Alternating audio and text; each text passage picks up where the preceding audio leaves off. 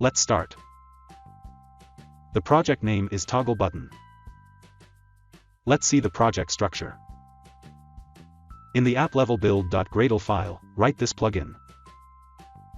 Here, we have the main activity. And in the UI, we have the activity_main.xml file, which is the layout of the main activity. Let's see the UI.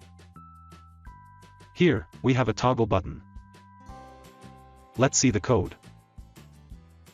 So, we have a constraint layout as the root layout. And, this is the toggle button. If you want to change the on and off text of the toggle button, the attributes for that are Android, text on and Android, text off. Let's see the Kotlin code. These are the imports. This is the main activity, which extends app compat activity. This is the toggle button. In onCreate function, we have set the onChecked change listener to the toggle button. Here, we have shown a toast that displays the on-off status of the toggle button. Let's run the app. So, that's it. That's how you can implement the toggle button in Kotlin Android.